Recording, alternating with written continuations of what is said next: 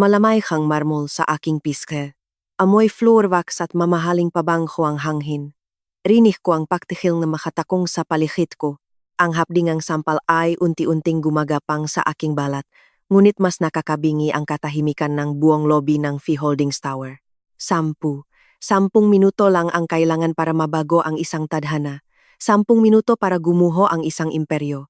Pero bago tayo umabot sa 10 minutong iyon, kailangan nating bumalik sa simula, sa araw na pinili kong maging asawa at sa araw na pinili nilang gawin akong alipin. Akala ko noong una, ang pag-ibig ay sapat na panlaban sa lahat ng bagay. Nakilala ko si Paolo sa isang simpleng kapehan sa Quezon City.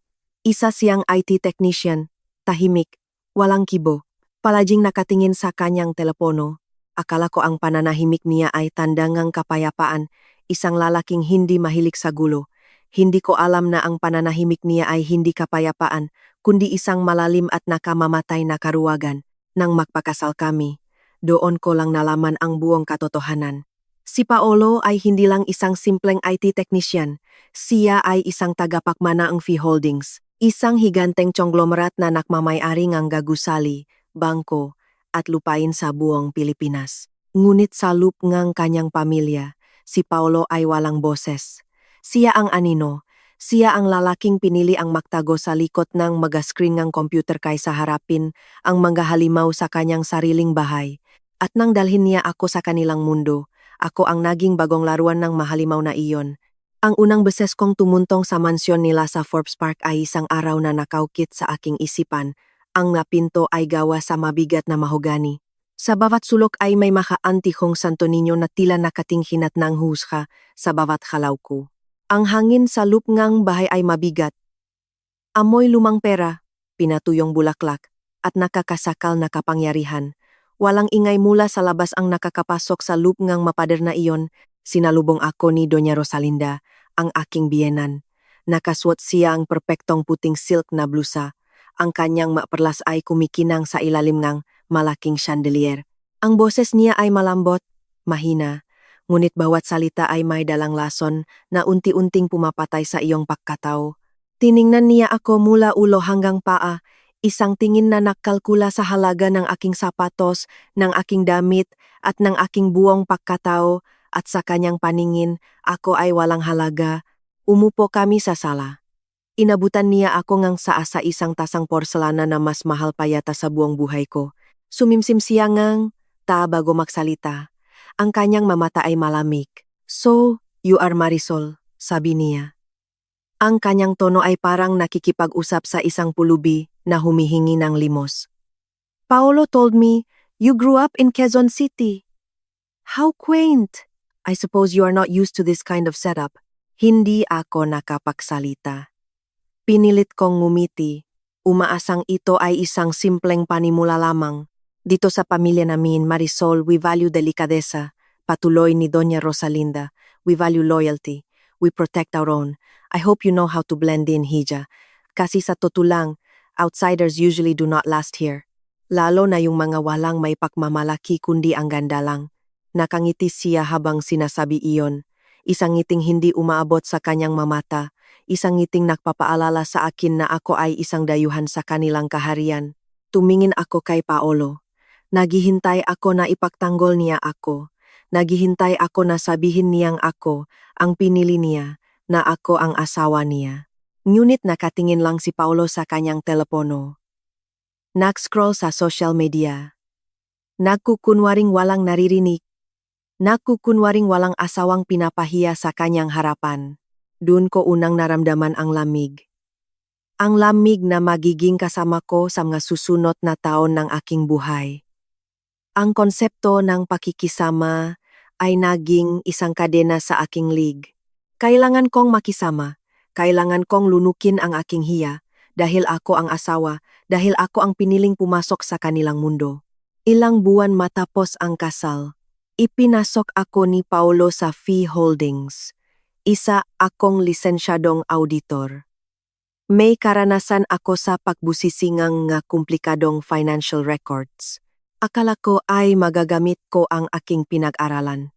Akala ko ay magiging bahagi ako ng kumpanya bilang isang profesional.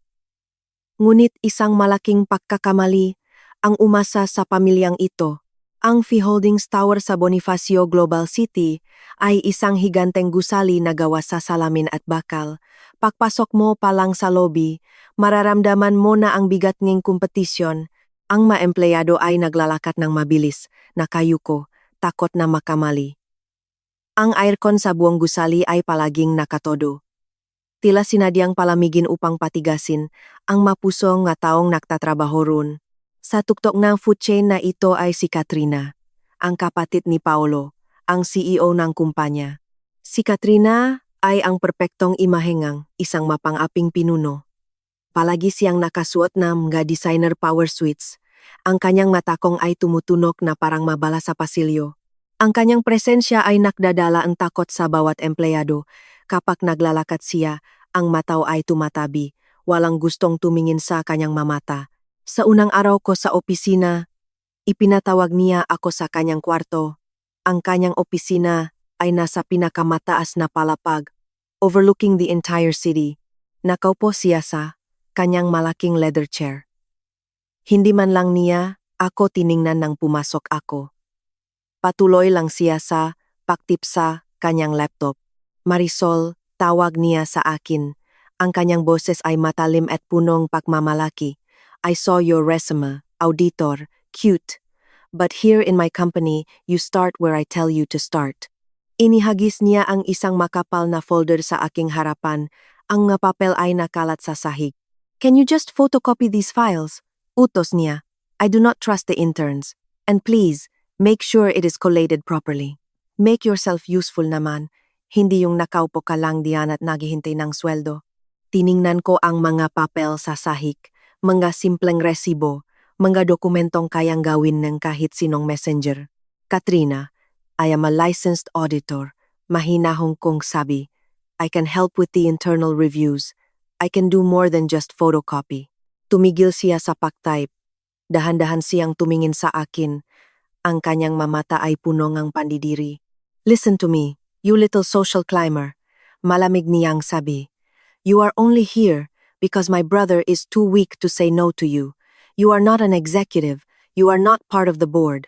You are a glorified messenger. Now pick up those papers before I fire you on your first day. Nilunok ko ang aking pride. Yumuko ako at inisa-isang pinulot ang mapapel sa sahig. Habang ginagawa ko iyon, nakita ko ang makasamahan ko sa trabaho sa labas ng salamin. Nakatingin sila sa akin. Ang ilan ay may awa sa kanilang mata. Ang iba ay may takot. Ngunit walang nagtangkang tumulong. Walang gustong madamay. Walang gustong sumalungat sa reyna ng Fee Holdings. Naging ganito ang buhay ko araw-araw. Ginawa akong tagabiling kape. Tagadalangam gabagahe ni Katrina kapag may mga meeting sa labas. Tagasagot ng gawalang kwentang tawag. Ang aking lisensya bilang auditor ay naging isang walang gikwentang gipirazo ni Fapeo. Ang aking dignidad ay unchunching dinudurog sa bawat utos na ibinibigay niya. Ngunit ang pinakamasakit na bahagi ay ang katahimikan ni Paolo. Makasama kami sa isang gusali. Nakikita niya kung paano ako tratuhin ng kanyang kapatid. Minsan, nakakasalubong kami sa pasilyo habang may bitbit akong mabibigat na kahon ng madokumento. Titingin lang siya sa akin, iwas ng tingin, at magpapatuloy sa paglalakad. Wala siyang ginawa, wala siyang sinabi. Mas mahalaga sa kanya ang kapayapaan ng kanyang sariling isip kaysa sa dangal ng kanyang asawa. Isang buwan ang lumipas, may isang malaking presentation sa boardroom. Ang mesa ay gawa sa makinis na kahoy, napakahaba, napakalamig. Naroon ang lahat ng matataas na opisyal ng kumpanya, mga vice-presidente, mga direktor, at si Katrina na nakaupo sa kabisra.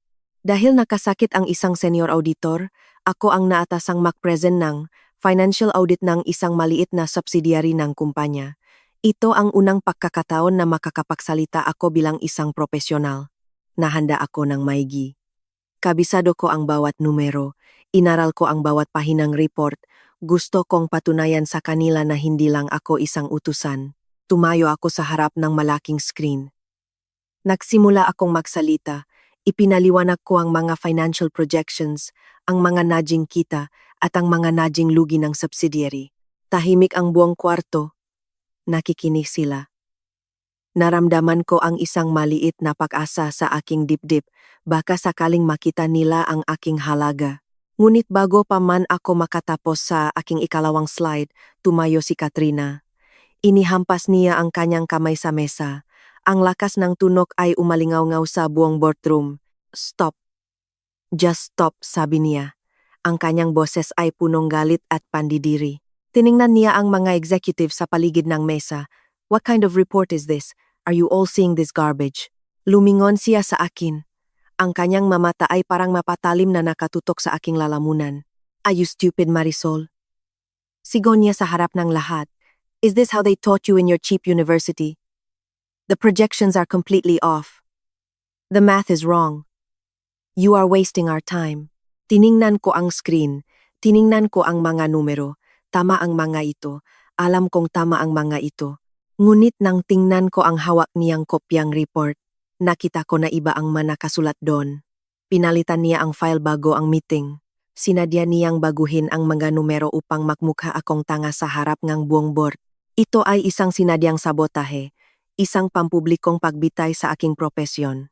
Tiningnan ko ang mga executives, nakayuko sila, walang gustong tumingin sa akin. Tiningnan ko si Nestor, ang finance director ng kumpanya. Isang lalaking nasa 50 taong gulang, palaging pinagpapawisan, palaging takot, nag-iwas siya ng tingin.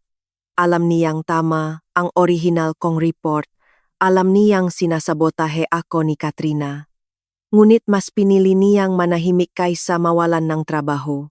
I am sorry, Ma'am Katrina, mahina kong sabi. Nilunok ko ang aking galit, nilunok ko ang aking luha. I will revise it immediately. You better, sagot niya sabay irap. You are an embarrassment to this company and to our family. Get out of my sight. Kinuha ko ang aking laptop. Naglakad ako palabas ng boardroom habang nakatingin silang lahat sa akin. Ang nakakapasong kahihiyan ay gumapang sa aking dibdib. Ngunit paglabas kong pinto, hindi ako umiyak. Huminga ako ng malalim. Hindi ko sila bibigyan ng kasiyahang makita akong nasasaktan. Ang mga luhang ito ay masyadong mahal para sayangin sa mga taong walang kaluluwa. Kinagabihan, may isang family dinner sa mansyon sa Forbes Park, isang tradisyon na hindi pwedeng tanggihan. Ang hapagkainan ay punong mamahaling pagkain. May inihaw na karne, masariwang hipon, at alak na nakakahalaga nga, libu-libong piso. Ngunit para sa akin, ang lahat ng ito ay walang lasa. Ang tunong na kubiertos na tumatama sa porselana ay parang mga patalim na sumusugat sa katahimikan ng gabi. Nakaupo ako sa dulong mesa, malayo sa kanila, parang isang estranghero na nakisalo lang sa kanilang piging. I heard what happened today sa office, simula ni Doña Rosalinda habang marahang humihiwang ang kanyang steak, hindi man lang siya tumingin sa akin. Katrina told me everything. Marisol, Hija. We gave you a job because Paulo begged us. We opened our doors for you. Uminom siya, analak bago magpatuloy. But you have to understand, V Holdings is not a charity. We do not tolerate incompetence. If you cannot handle the pressure, maybe you should just stay home. Makluto ka na lang, maklinis na bahay. Bagay naman sa'yo yun, considering your background. Tumawang ang mahina si Katrina. Isang tawang puno ngang pang-iinsulto. True, Mama, sabat ni Katrina habang pinaglalaruan ang pagkain sa kanyang plato. She's so slow sa office. It is actually embarrassing. People are whispering na kaya lang siya nandun is because she trapped Paulo. Nawala naman talaga siyang utak. Tumingin ako kay Paulo, ang asawa ko, ang lalaking nangakong poprotektahan ako sa harap ng altar. Ang lalaking sumumpang hindi niya ako iwan sa oras ng hirap. Nakatingin lang siya sa kanyang plato. Patuloy na kumakain. Ang kanyang telepono ay nasa gilid ng kanyang kamay, nag-ilaw dahil sa mamensahe. Paulo, mahina kong tawag sa kanya. Ang boses ko ay nanginginig, hindi dahil sa takot, kundi dahil sa matinding pagkadismaya. Tumingala siya. Bakas ang inis sa kanyang mamata, hindi inis sa kanyang ina o kapatid, kundi inis sa akin dahil binasak ko ang kanyang katahimikan. Hayaan mo na lang, babe, bulong niya. Ang kanyang boses ay walang emosyon. Ganyan talaga sila, Mama. Just listen to them para walang gulo. Wag mo na palakihin ang issue. Kumain ka na lang. Sa sandaling iyon, naramdaman ko ang pagkaputong ngang isang sinulit sa aking puso.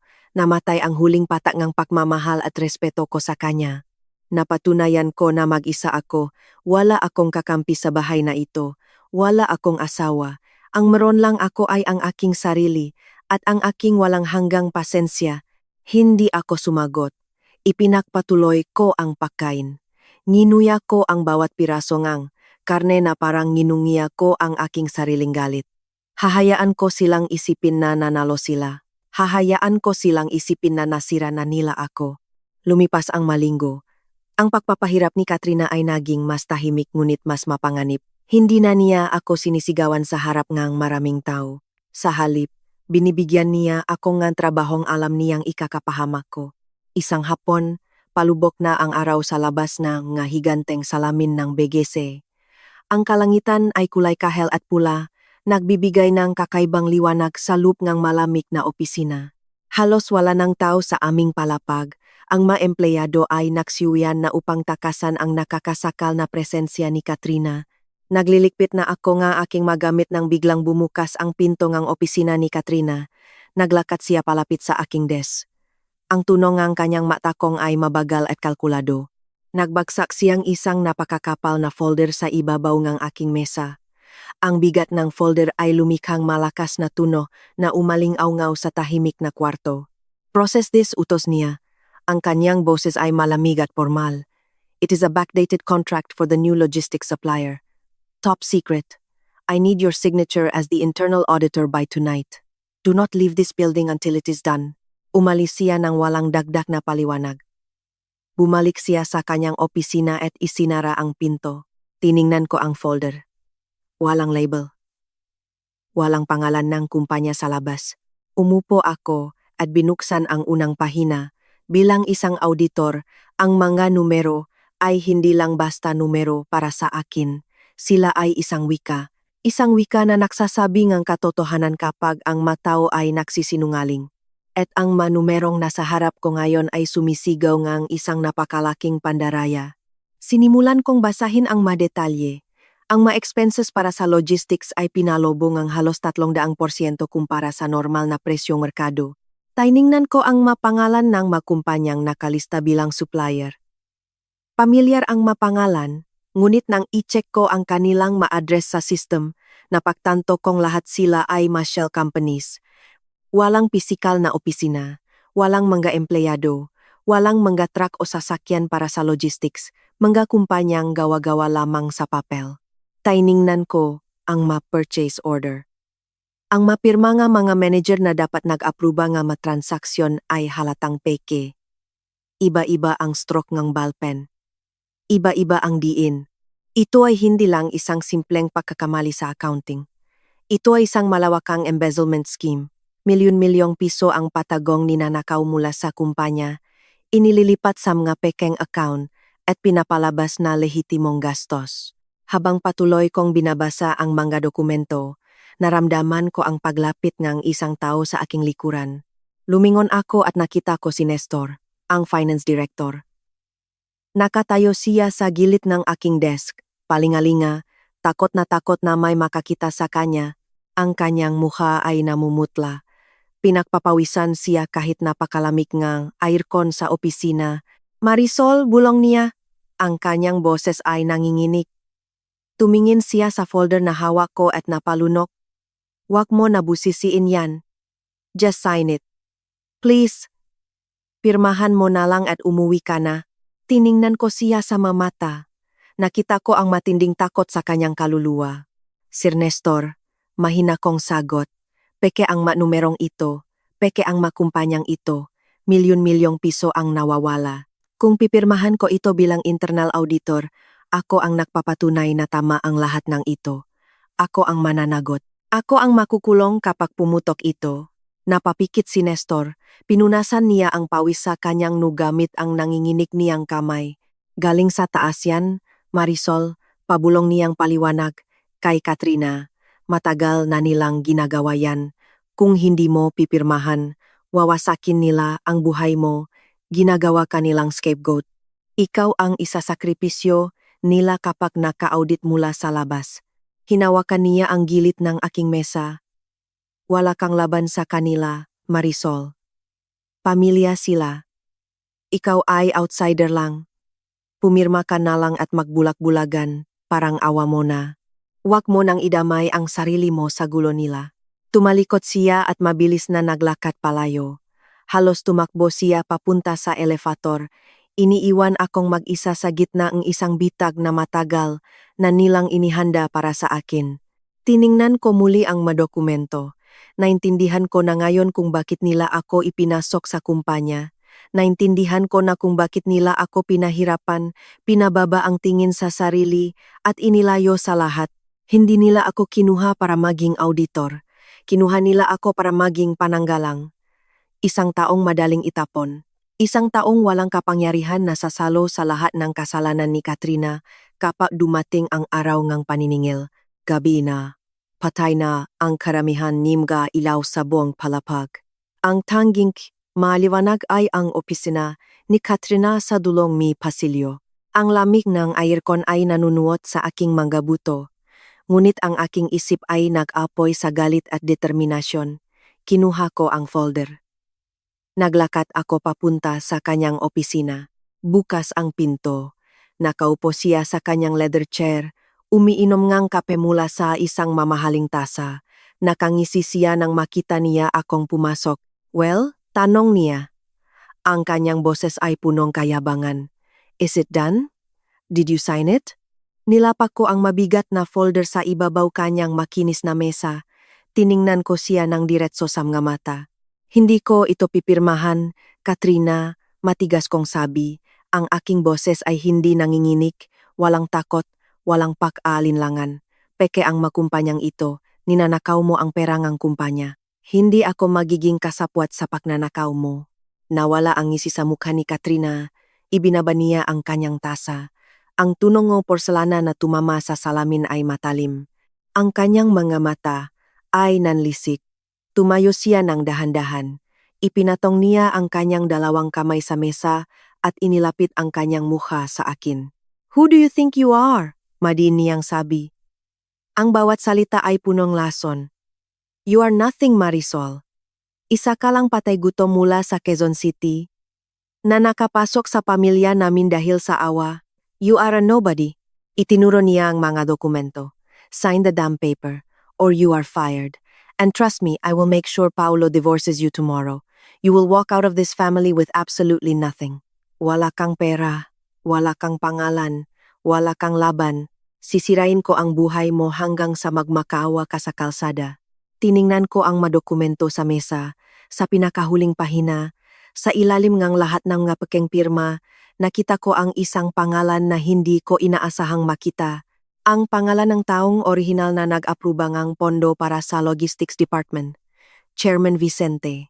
Ang lolo ni Katrina. Ang pinakamataas na kapangyarihan sa buong Fee Holdings. Isang bilyonaryo na gumagalaw sa dilim.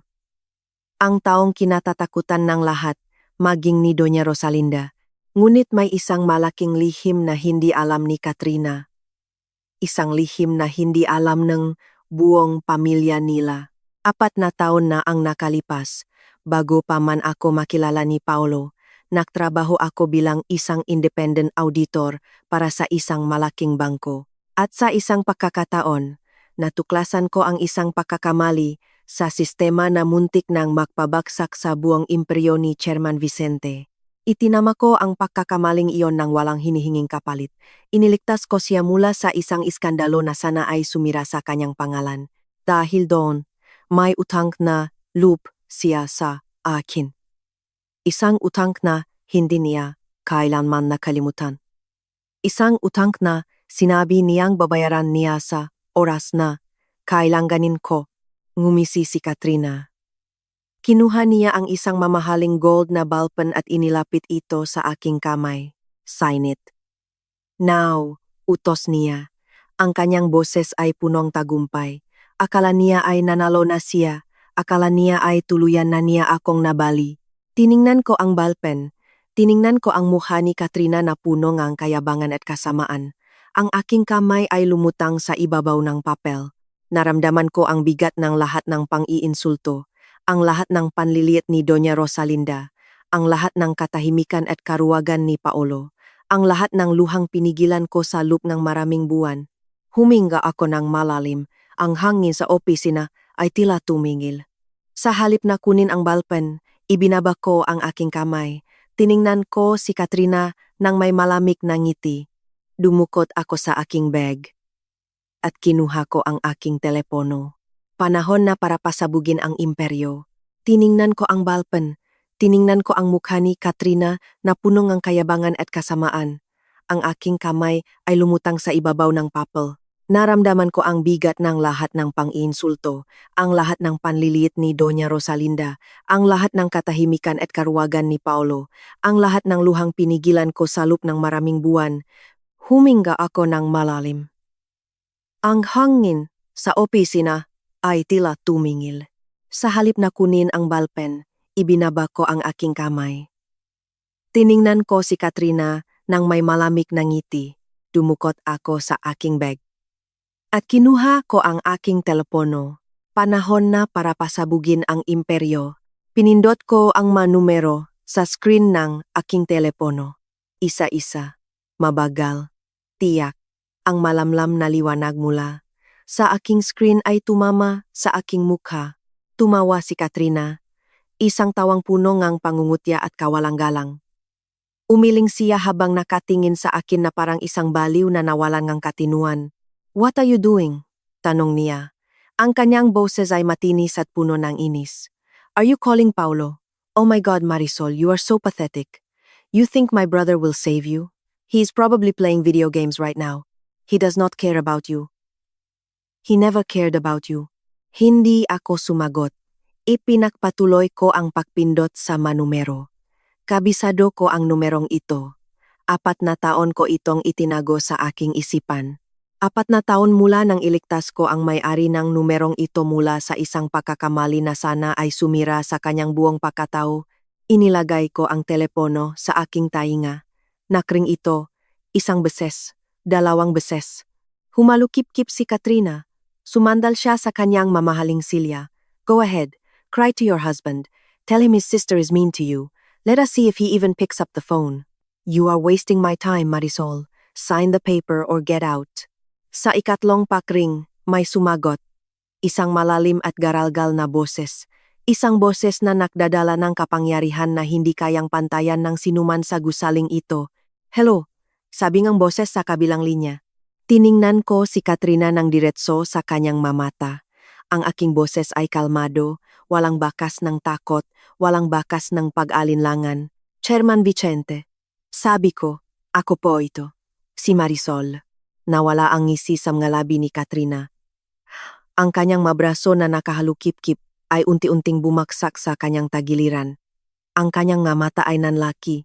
Tila hindi niya maproseso ang pangalan, nakabibikas ko lamang.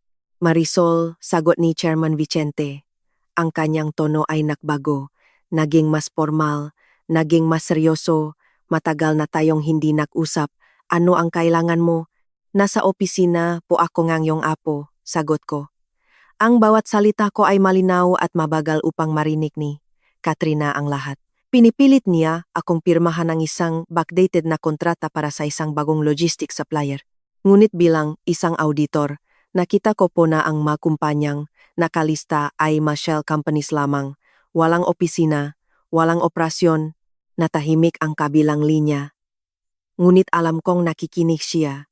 Naramdaman ko ang pagbigat ng tensyon sa loop ng kwarto. "Ang mapresyo po ay pinatungan ng halos 300%, patuloy ko. At ang mga pirma ng manager na nag-aproba nito ay pagka milyon-milyong piso po ang inilalabas mula sa pondong kumpanya. At ngayon, gusto ni Katrina na ako ang pumirma bilang internal auditor upang ako ang managet kapag pumutok ang issue." Namutla si Katrina. Ang kanyang perpektong mukha ay nawalan ng kulay. Tumayo siya mula sa kanyang silya. Nanginginig ang kanyang makamay.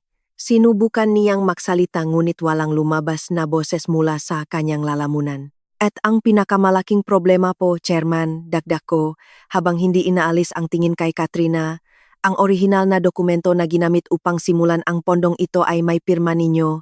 Ginamit nila ang inyong pangalan upang paktakpan ang pagnanakaw. Isang mabigat na buntong hininga ang narinig ko mula kay Chairman Vicente. Isang buntong hininga ng isang matandang lalaki na pagod na sa mga kasalanan ng kanyang sariling dugo. Ibigay mo ang telepono sa apo ko, utos niya. Ang kanyang boses ay kasing lamig ng yelo. Ibinaba ko ang telepono mula sa aking tainga. Inilapit ko ito kay Katrina. Para sa iyo, mahinahon kong sabi. Gusto kang kausapin ng lolo mo. Tiningnan ni Katrina ang telepono na parang isang nakamamatay na ahas, nangingini ang kanyang buong katawan nang abutin niya ito. Inilagay niya ito sa kanyang tainga. Wow, nanginginih niyang bati. Ang kanyang boses ay parang sa isang maliit na bata na nahuling nagnanakaw. No, wow, this is a misunderstanding. She is lying. She is just a crazy outsider. She does not know what she is talking about. Hindi ko marinig ang sinasabi ni Chairman Vicente. Ngunit nakita ko ang epekto ng kanyang masalita kay Katrina. Ang reyna ng Fee Holdings ay unti-unting gumuho sa aking harapan. Ang kanyang matuhot ay nanghina.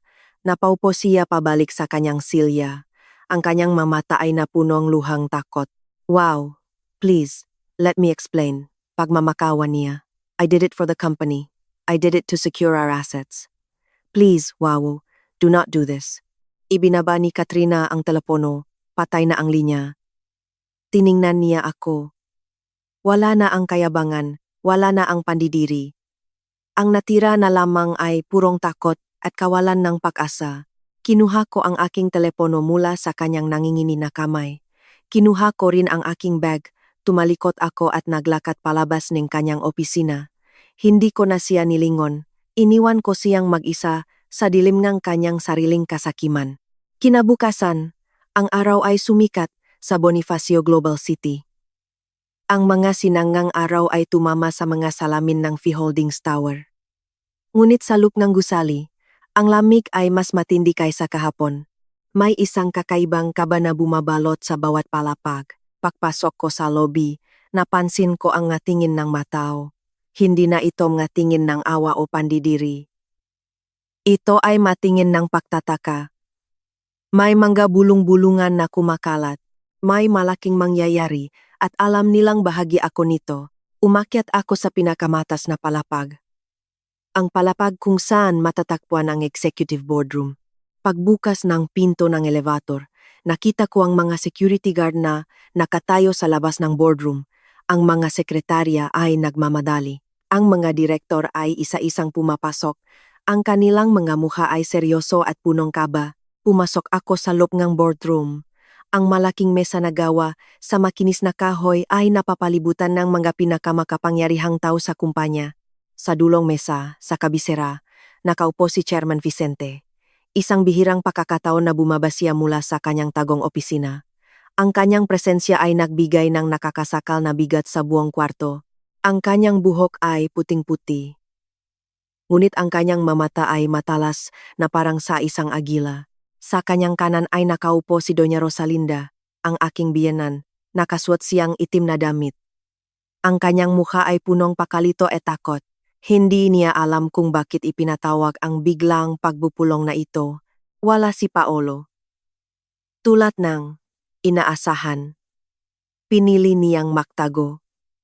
Pinili niyang umiwas sa gulo. Sa kaliwa ni Chairman Vicente ay nakaupo si Katrina. Namumutla siya. Ang kanyang mamata ay mukto. Hindi siya makatingin ng diretso sa sinuman. Nakayuko lang siya. Pinaglalaruan ang kanyang madaliri. Sa kabilang dulong mesa, malapit sa pinto, nakaupo si Nestor, ang finance director. Pinagpapawisan siya ng malakas. Panay ang punas niya sa kanyang nugamit ang isang panyo. Tumayo ako sa harap ng malaking screen. Ang lahat ng mata ay nakatutok sa akin. Ang babaeng galing sa Quezon City. Ang babaeng tinawag nilang walang halaga. Ang babaeng ginawa nilang utusan. Magsimula ka na, Marisol. Utos ni Chairman Vicente. Ang kanyang boses ay umaling-aungaw sa tahimik na kwarto. Kinuha ko ang aking flash drive. Isinaksak ko ito sa laptop na nakakonekta sa screen. Lumabas ang mga dokumento, ang mga numero, ang mga ebidensya. Nagsimula akong magsalita. Ipinaliwanag ko ang buong istruktura ng pandaraya. Ipinakita ko ang pangalan ng mga shell companies. Ipinakita ko ang mapekang address. Ipinakita ko ang mga bank transfers na nagpapatunay na ang pera ay bumabalik sa mga personal na account na nakapangalan sa mga dami ni Katrina. Ang bawat salita ko ay parang martilyo na bumabaon sa kabaong kanyang karera. Ipinaliwanag ko kung paano nila pinalobo ang magastusin, kung paano nila pineke ang mapirma ng manager, at kung paano nila ginamit ang pangalan ni Chairman Vicente upang walang maglakas loob na magtanong. Tahimik ang buong board, walang nagsasalita, walang humihinga ng malakas. Ang tanging naririnig ay ang aking boses at ang pag-click ng mouse habang inililipat ko ang mga slides. Tiningnan ko si Doña Rosalinda, ang kanyang bibig ay bahagyang nakaawang, ang kanyang nga mata ay punong gulat, ang perpektong imaheng kanyang pamilya ay unti-unting nawawasak sa kanyang harapan. Ang delikadeza na palagi niyang ipinagmamalaki ay naging isang malaking kasinungalingan. Hindi na nakatiis si Katrina, tumayo siya ng pabigla, inihampas niya ang kanyang makamay sa mesa. "She is lying," sigaw niya, ang kanyang boses ay basag. "She fabricated all of this. She hacked the system. Ginagawa niya ito dahil galit siya sa akin, dahil sinabi ko sa kanya na wala siyang kwentang auditor. Wow, you cannot believe this trash over your own blood." Tiningnan siya ni Chairman Vicente, isang tingin na walang halong awa, isang tingin na nagpatahimik kay Katrina. Ibinaling ni Chairman Vicente ang kanyang paningin kay Nestor, ang finance director na nakayuko at nanginginig sa kanyang upuan. "Nestor," tawag ni Chairman Vicente. Ang kanyang boses ay mababa ngunit nakakakilabot. "Ikaw ang direktor ng pananalapi. Ikaw ang dapat na nakakaalam ng lahat ng pumapasok at lumalabas na pera sa kumpanyang ito. Totoo ba ang mga sinasabi ni Marisol?" Napalunok si Nestor. Tiningnan niya si Katrina, tiningnan niya ako. At pagkatapos ay tiningnan niya si Chairman Vicente. Ang takot sa kanyang nga mata ay napalitan ng pag-amin ng pagkatalo. Alam niyang wala na siyang kawala. Tumayo si Nestor. Umiyak siya. Ang kanyang mabalikat ay bumaksak. "Opo, Chairman," humihikbi niyang sagot. "Totoo po lahat ng sinabi ni Marisol. Matagal na po nilang ginagawa yan. Si Ma'am Katrina po ang nag-utos sa amin. Pinilit po nila akong manahimik. Tinakot po nila ako na tatanggalin sa trabaho at sasampahan ng kaso kung magsasalita ako. Patawarin po ninyo ako." Napasinghap ang mga direktor sa loob ng kwarto. Ang katotohanan ay lumabas na. Wala nang may tatago, wala nang may kakaila. Bumaksak si Katrina sa kanyang upuan. Tinakpan niya ang kanyang mukha gamit ang kanyang makamay. Nagsimula siyang umiyak ng malakas. Manggaiyak ng isang taong nawalan ng lahat ng kapangyarihan. Tumingin si Chairman Vicente sa buong board. Ang kanyang muka ay parang inukit sa bato, walang emosyon, walang awa. "Katrina," sabi niya. Ang kanyang boses ay malamig at pinal. "You are suspended. Effective immediately. Kukunin ng audit team ang lahat ng files mo. Ay surrender mo ang iyong ID, ang iyong laptop, at ang iyong mga access cards. At huwag na huwag kang papasok sa gusaling ito hanggat hindi tapos ang investigasyon." Tiningnan ni Chairman Vicente si Doña Rosalinda. "At ikaw, Rosalinda, turuan mo ang anak mong totong delikadeza. Dahil ang ginawa niya ay isang malaking kahihiyan sa pangalan ko." Tumayo si Chairman Vicente. Inayos niya ang kanyang coat. Tiningnan niya ako ng isang beses, isang maliit na tangongang pagalang, at pagkatapos ay naglakad siya palabas ng boardroom. Sumunod ang kanyang magwardya. Ang katahimikan na naiwan sa loob ng kwarto ay nakakabingi. Walang naksalita, walang gumalaw. Kinuha ni Katrina ang kanyang bag. Tumayo siya ng dahan-dahan. Ang kanyang mamata ay nakatitik sa sahig. Naglakad siya palabas ng boardroom. Walang tumingin sa kanya. Walang nagbigay ng simpatiya. Ang reyna ay napatalsik sa kanyang trono. Inayos ko ang aking laptop. Kinuha ko ang aking flash drive. Naglakad ako palabas ng kwarto ng may taas no. Ang bigat sa aking dibdib na dala-dala ko sa loob ng maraming buwan ay tuluyan ng nawala. Lumipas ang ilang araw. Ang suspensyon ni Katrina ay naging isang bukas na lihim sa buong V Holdings. walang opisyal na anunsyo, ngunit alam ngang lahat. Ang kanyang opisina ay kinandado. Ang kanyang pangalan ay inalis sa direktoryo ng kumpanya. Ang mga empleyado ay nag-ibang pakikitungo sa akin. Ang mga taong dati ay umiwas sa akin ay ngayon ay bumabati ng may paggalang. Ang mga taong dati ay nag-utos sa akin ay ngayon ay nag-aalangan na lumapit. Nakita nila kung paano ko pinabagsak ang pinakamakapangyarihang babae sa kumpanya. Ngunit alam kong hindi pa tapos ang lahat. Ang mataong nasanay sa kapangyarihan ay hindi basta-basta sumusuko.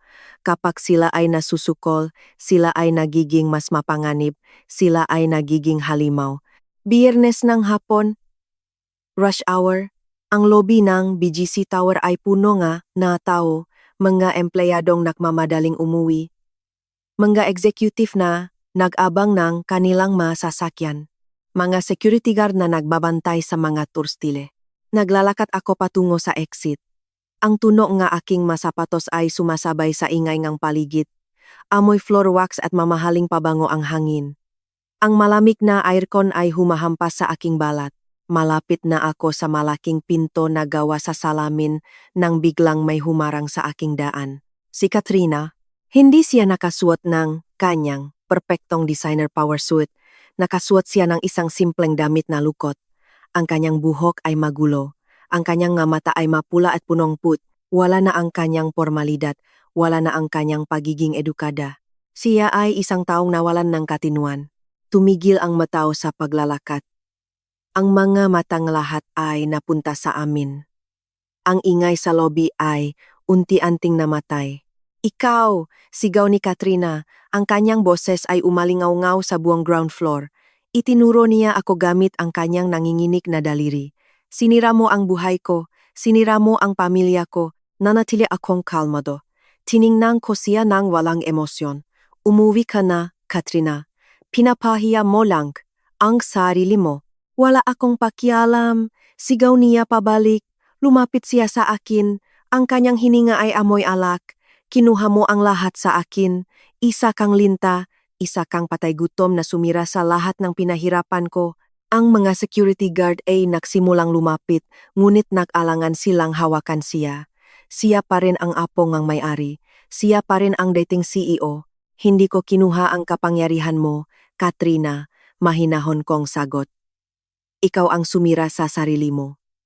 Ang kasakiman mo, ang nakpabagsak sa iyo. Ang mga salitang iyon ay naging mitsa. Nawala ang huling hiblangang pagpipigil ni Katrina. Itinaas niya ang kanyang kamay. At ng buong lakas, sinampal niya ako sa mukha. Ang tunog ng sampal ay parang pumutok na baril sa tahimik na lobby. Ang hapdi ay mabilis na gumapang sa aking pisngi. Nawalan akong balanse. Bumaksak ako sa malamig na marmol na sahig. Narinig ko ang pagsinghap ng tao sa paligid. Ang katahimikan na sumunod ay nakakabingi. Walang gumalaw, walang nagsalita. Nakatingin lang silang lahat sa babaeng nakahiga sa sahig at sa babaeng nakatayo na parang isang bali. Malamig ang marmol sa aking pisngi. Amoy floor wax at mamahaling pabango ang hangin. Rinig ko ang pagtigil nga, natakong sa paligid ko. Ang hapding sampal ay unti-unting gumagapang sa aking balat, ngunit hindi ako umiyak. Hindi ako nagpakita ng kahinaan. Dahan-dahan akong tumayo, pinunasan ko ang kaunting alikabok sa aking palda, inayos ko ang aking buhok. Tiningnan ko si Katrina. Ang kanyang dibdib ay mabilis na tumataas at bumababa. Nakatingin siya sa kanyang sariling kamay, tila nagulat sa kanyang sariling ginawa. Ang huling pirasong kanyang hiya ay tuluyan ng nawala. Dumukot ako sa aking bag. Kinuha ko ang aking telepono. Pinindot ko ang numero ni Chairman Vicente. Sumagot siya agad. Chairman, kalmado kong sabi. Ang aking boses ay malinaw at dining ng mga taong malapit sa amin. Nandito po ako sa main lobby ng V Holdings Tower. Kasalukuyan po akong sinisigawan at sinampal ngang inyong apo sa harap ngang daang empleyado. Natahimik ang kabilang linya. Ngunit naramdaman ko ang matinding galit na namumuo sa kabilang dulo. Ang galit ng isang taong pinapahalagahan ang pangalan at reputasyon higit sa lahat. Bigyan mo akong 10 minuto, sabi ni Chairman Vicente. At pinatay niya ang tawag. Ibinaba ko ang aking telepono. Tiningnan ko si Katrina. Sabing lolo mo, sabi ko nang may malamig na ngiti. 10 minuto. Tumawa si Katrina. Isang tawang kinakabahan. Isang tawang pilit. You are bluffing. He is my grandfather. He will never choose you over me. You are nothing. You are just a cheap auditor. Ngunit hindi siya umalis. Hindi siya tumakbo. Nanatili siyang nakatayo roon. Sinusubukang panindigan ang kanyang kayabangan. Sinusubukang iligtas ang natitirang piraso ang kanyang dangal. Nagsimula ang paghihintay. Ang pinakamahabang 10 minuto sa buhay ni Katrina. Unang minuto. Ang mga tao sa lobby ay hindi umalis. Nakatayo sila. Nanunood. Ang mga nagmamadaling umuwi kanina ay ngayon ay nakapako sa kanilang mga piwesto. Gusto nilang makita ang katapusan ng palabas na ito. 3 minuto. Nagsimulang pagpawisan si Katrina. Ang malamig na aircon ng gusali ay hindi sapat upang palamigin ang kaba sa kanyang dibdib. Palingalinga siya. Tinitignan ang nga elevator. Tinitignan ang mapinto. 5 minuto. Ang mga bulong-bulungan ay nagsimula. Narinig ni Katrina ang mga salitang binibitawan ng mga empleyado. Mga salitang naglalarawan sa kanya bilang isang bali, bilang isang magnanakaw, bilang isang kahihiyan. Ang mataong dati ay yumuyuko sa kanya ay ngayon ay hinuhusgahan siya ng harapan. 7 minuto. Sinubukan ni Katrina na maglakad palayo. Sinubukan niyang takasan ang sitwasyon. Ngunit hinarangan siya ng 2 security guard. Hindi sila nagsalita. Tumayo lang sila sa kanyang harapan. Isang malinaw na mensahe na hindi siya pwedeng umalis. 9 minuto. Nagsimulang umiyak si Katrina. Ang kanyang kayabangan ay tuluyan ng natunaw. Ang kanyang matuhot ay nangangatok. Tiningnan niya ako. Ang kanyang mamata ay nagmamakaawa, ngunit wala siyang nakitang awa sa aking mukha. 10 minuto. Tumunog ang fifth elevator. Isang malakas na ding na umalingaw-ngaw sa buong lobby. Bumukas ang mapinto na gawa sa ginto at salamin. Lumabas si Chairman Vicente. Nakasuot siya ng kanyang formal na suit. Ang kanyang mukha ay madilim. Ang kanyang mamata ay nag-apoy sa galit. Sa kanyang likuran ay 4 na malalaking security personnel na nakasuot ng itim. Naglakad siya palapit sa amin. Ang mataw ay automatikong tumabi. Nagbigay silang daan para sa haringang fee holdings. Ang tunong ang kanyang masapatos ay mabigat at puno ang autoridad. Tumigil siya sa harap ni Katrina. Tiningnan niya ang kanyang apo mula ulo hanggang paa. Isang tingin ng purong pandidiri. Wow! Umiyak na sabi ni Katrina. Sinubukan niyang hawakan ang braso ng kanyang lolo. Wow! Wow! Please! She provoked me. She insulted me. Inalis ni Chairman Vicente ang kamay ni Katrina. Umatras siya ngang isang hakbang. You are a disgrace, malakas na sabi ni Chairman Vicente. Ang kanyang boses ay dining ng lahat ng tao sa lobby. You stole from this company. You forged my signature. And now, you act like a wild animal in front of my employees. You have dragged our family name through the mud. Umiling si Chairman Vicente. You are no longer part of this company. You are fired. Stripped of all your titles. Stripped of all your shares. Wala ka nang babalikan dito. Napahagulgol si Katrina. Lumuhod siya sa malamig na marmol. Hinawakan niya ang nga sapatos ng kanyang lolo. Wow, please. I am sorry. Do not do this to me. I have nowhere to go. Tiningnan ni Chairman Vicente ang mga security personnel. Ilabas ninyo siya. Huwag ninyo siyang papasukin muli sa gusaling ito. Kahit kailan. Lumapit ang 2 gwardiya. Hinawakan nila si Katrina sa makabilang braso. Pilit nila siyang itinayo. Sumigaw si Katrina. Nakpupumiglas. Umiyak. Nakmamakaawa. Ngunit walang nakinig. Kinalatkat siya palabas ng gusali. Ang reyna ngang fee holdings ay inilabas na parang isang ordinaryong kriminal. Ang kanyang dignidad ay tuluyang nawasak sa harap ng mga taong dati niyang inaalipin. Tiningnan ako ni Chairman Vicente. Wala siyang sinabi. Tumango lang siya ng bahagya, isang tahimik na pasasalamat at pakilala sa aking ginawa. Pagkatapos ay tumalikod siya at bumalik sa VIP elevator. Naiwan akong nakatayo sa gitnang lobby. Ang matao ay nakatingin sa akin ng may matinding paggalang. Walang nagsalita, walang gumalaw hanggang sa maglakat ako palabas ng malalaking pinto na gawa sa salamin. Ang hangin sa labas ay mainit, amoy usok at kalsada. Ngunit para sa akin, ito ang pinakasariwang hangin na nalanghap ko sa loob ng mahabang panahon. Sumakay akong taxi. Ibinigay ko ang address ng mansyon sa Forbes Park. May isa pa akong kailangang tapusin. Ang mga mabibigat na gate na gawa sa bakal ay bumukas. Pumasok ang taxi sa malawak na driveway. Ang mansyon ay tahimik tulad ng dati. Ang mga antigong Santo Niño ay nakatingin pa rin mula sa mabintana. Pumasok ako sa loob ng bahay. Ang amoy ng lumang pera at pinatuyong bulaklak ay sumalubong sa akin. Sa sala, nakaupo si Doña Rosalinda. Uminom siyang tsa. Ang kanyang mukha ay pagod, ang kanyang mamata ay malayo ang tingin. Alam na niya ang nangyari, nakita na niya ang pagbagsak ng kanyang anak. Sa kabilang silya, nakaupo si Paulo. Nakatingin sa kanyang telepono, tulad ng dati. Nagtatago sa kanyang sariling mundo upang takasan ang realidad. Naglakad ako palapit sa kanila. Ang tunog naking gasapatos sa kahoy na sahig ay bumasak sa katahimikan ng bahay. Tumingala si Doña Rosalinda. Tiningnan niya ako ng may galit, ngunit wala na ang kanyang kayabangan, wala na ang kanyang kapangyarihan. Masaya ka na? Mahina niyang tanong. Ang kanyang boses ay nanginginig. Sinira mo ang pamilya ko. Sinira mo ang anak ko. You destroyed everything we built. Tiningnan ko siya ng diretso sa mga mata. Hindi ako ang sumira sa pamilya ninyo, Doña Rosalinda. Kayo ang sumira sa sarili ninyo. Ang inyong kayabangan, ang inyong kasakiman, ang inyong paniniwala na ang pera ninyo ay kayang bumili ng dangal ng ibang tao. Inalis ko ang aking paningin sa kanya at ibinaling ko kay Paulo. Ang lalaking pinangakuan ko ang aking buhay. Ang lalaking pinili ang manahimik habang dinudurok akong kanyang pamilya.